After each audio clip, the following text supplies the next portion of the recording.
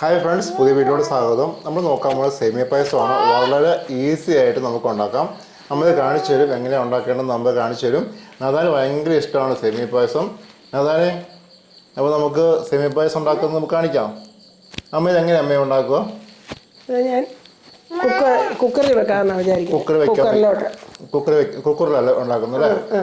Okay, അപ്പോൾ നമുക്ക് വീഡിയോയിലോട്ട് പോകാം. അപ്പോൾ നിങ്ങൾ സബ്സ്ക്രൈബ് ചെയ്തിട്ടില്ല എങ്കിൽ സബ്സ്ക്രൈബ് ചെയ്യുക. അങ്ങനെയാണെങ്കിൽ നിങ്ങൾക്ക് അടുത്തുള്ള വീഡിയോസ് എല്ലാം നിങ്ങൾക്ക് കിട്ടും. ഞങ്ങൾ അപ്പോൾ അടുത്തതിന് ശേഷം എന്തായിരിക്കും നമ്മൾ ചെയ്യാൻ പോണത്? ഇതിന് ശേഷം നമുക്ക് എന്താ ചെയ്യാൻ പറ്റുമോ?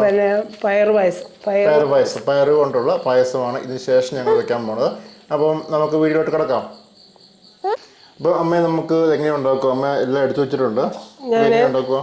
ഒരു 250 ഗ്രാം വറുത്ത സേമിയ. ഇപ്പം വറുത്ത അല്ലെങ്കിൽ നമുക്ക് ഒടിച്ചിട്ട് ഈ നീളത്തിലുള്ള ആണെങ്കിൽ ഒടിച്ചിട്ട് ഇതുപോലെ വറക്കാം.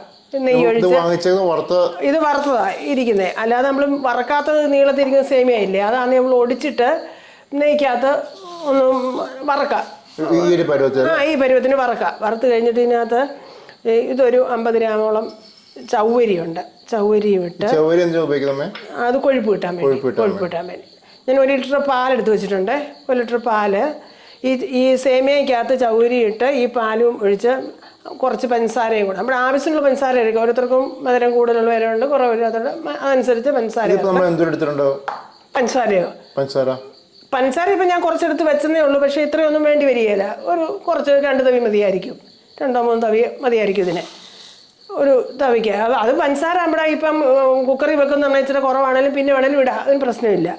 പിന്നെ നെയ്യ് ഇവിടെ എടുത്ത് വെച്ചിട്ടുണ്ട്. നെയ്ക്കകത്ത് ഈ കിസ്മിസും കാഷ്നട്ടും കൂടെ പിന്നെ ഒന്ന് വറുത്ത് ഒന്ന് ചെറുതായിട്ട് കാഷ്നട്ട് ചുമന്ന് ഇതുകൂടെ വറുത്തെടുക്കണം. പിന്നെ ഏലക്ക മാത്രം പൊടിച്ച് ചേർത്താൽ മതി. ഏലക്ക ഇച്ചിരി നല്ലതായിട്ട് പൊടിച്ചും ചേർക്കണം. ഇത്രയേ ഉള്ളൂ. ഇത് വന്നിട്ട് സേമിയ 250 ഗ്രാം ഉണ്ട്. ഒരു 50 ഗ്രാമോളം പിന്നെ ചൗവരിയുണ്ട്. പാല് 1 ലിറ്റർ എടുത്തിട്ടുണ്ട്. ഇതെല്ലാം കൂടി ഒഴിച്ച് കുക്കറിലോട്ട് വെച്ച് ഒരു ബിസിലടിച്ചാൽ മതി. പിന്നെ ഒത്തിരി വെക്കുന്നവർക്ക് ബിസിലടിച്ചാൽ ഈ പാലൊഴിച്ച് കഴിയുമ്പോൾ മേലോട്ട് തിളച്ചിങ്ങനെ പൊങ്ങി വരും.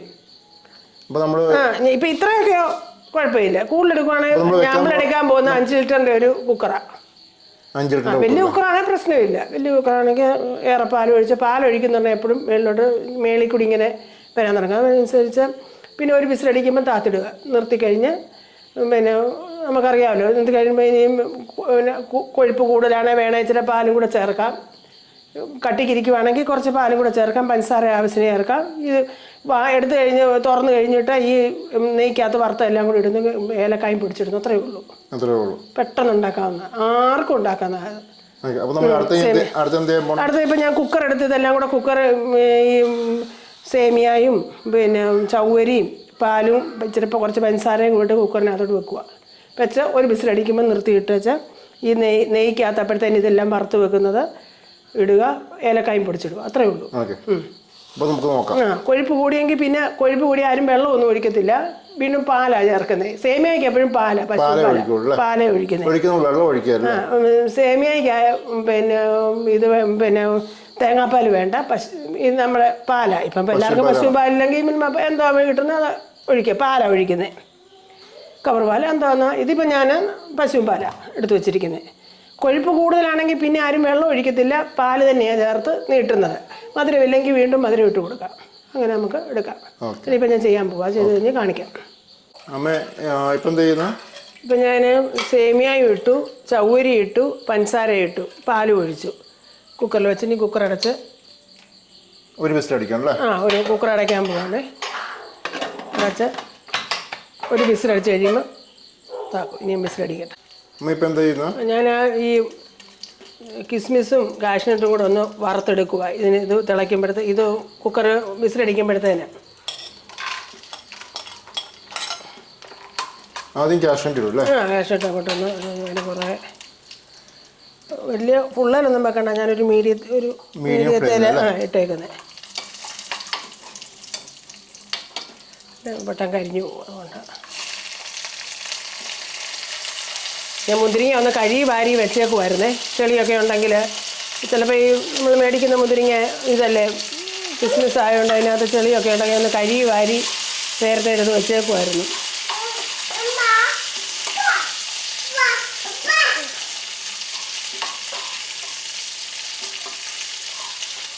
അമ്മ കുക്കർ ഓപ്പൺ ചെയ്തല്ലേ? അപ്പം നമ്മൾ ചെറിയ കുറുകിയിരിക്കുകയാണേ. ഇങ്ങനെയായി ദേ ഈ രീതിയിലായിട്ടുണ്ടേ. കുറച്ച് പാല് ഇവിടെ വേറെ ഞാൻ കുറച്ച് പാല് കുറുവാണെങ്കിൽ ഒഴിക്കാൻ വേണ്ടി കുറേ പാല് തിളപ്പിച്ചിട്ട് വെച്ചിട്ടുണ്ട്. ഇതുകൂടെ നമുക്ക് ഇതിനകത്തോട്ട് ഒഴിക്കാം, കുറച്ച് ഒഴിക്കാം. അത് കുറച്ച് ലൂസാക്കേണ്ടതുണ്ട്. ഇത്രയും തന്നെ ഒഴിച്ചേക്കാം. മധുരം വേണേ നമുക്കിനി ചെയ്യാനുള്ളത് പശുമ്പാൽ തന്നെ അല്ലേ? പശുമ്പാൽ തന്നെ. പാൽപ്പൊടിയോ ഈ എന്തെങ്കിലും തേങ്ങാപ്പാൽ ഒഴിക്കാൻ പറ്റത്തില്ല. ഇല്ല. സാർ നമ്മൾ ഇത് ഏലക്ക പൊടിച്ച് വെച്ചിരിക്കുന്ന ഏലക്ക. എത്ര ഏലക്ക എടുത്തായിരുന്നു? ഒരു പിടി എടുത്ത് ഇത്ര എടുത്ത് ഒരു പിടി നല്ല അതിൻ്റെ മണവും ഇത് ഏലക്ക എന്ന് പറഞ്ഞാൽ അതിൻ്റെ ഒരു മണവും ഒക്കെ വരാൻ വേണ്ടി നമ്മൾ ഒക്കെ ഇട്ടു. ഇനി നമുക്ക് എന്താ ചെയ്യണ്ടോ? ഇനി നമ്മൾ വറുത്ത് വെച്ചിരിക്കുന്ന ഇതെല്ലാം കൂടി ഇടുന്നുണ്ടേ. ഇനി നമ്മൾ എന്താ ഇടുക? ഇനി നമ്മൾ വറുത്ത് വെച്ച ഇതെല്ലാം കൂടി ഇട്ടു. വറുത്ത് വെച്ച കിസ്മസും ഇതെല്ലാം കൂടി ഇട്ടു. ഇനി നമുക്ക് ഇത് ഒരു ബബിളിലോട്ട് മാറ്റാം. ബൗളിൽ മാറ്റിയിട്ട് മധുരത്തിനനുസരിച്ച് വേണേൽ പഞ്ചസാര ഇട്ട് കൊടുക്കാം. ഇതിപ്പോൾ നമുക്ക് ആവശ്യമുള്ള മധുരമുണ്ട്. അല്ലെങ്കിൽ ആവശ്യമുള്ളവർക്ക് വീണ്ടും പഞ്ചസാര ഇടുകയൊക്കെ ചെയ്താൽ ഈ പരുവത്തിന് ഇങ്ങനെ കുറുകിയിരിക്കാം. നമുക്ക് ബൗളിലോട്ട് എടുക്കാവേ. ഫൈനലി അമ്മയുടെ സേമിയ പായസം റെഡി ആയിട്ടുണ്ട്. നമുക്ക് ടേസ്റ്റ് ചെയ്ത് നോക്കാം. കൊള്ളാം, നല്ല സേമിയ പായസമാണ്. അപ്പോൾ നിങ്ങളും ഇതുപോലെ തന്നെ വെച്ച് നോക്കുക. വെച്ച് നോക്കിയിട്ട് നിങ്ങളുടെ അഭിപ്രായം പറയുക. അതുപോലെ നിങ്ങൾ സബ്സ്ക്രൈബ് ചെയ്തിട്ടില്ലെങ്കിൽ ഈ ചാനൽ നിങ്ങൾ സബ്സ്ക്രൈബ് ചെയ്യുക. Okay, thank you so much.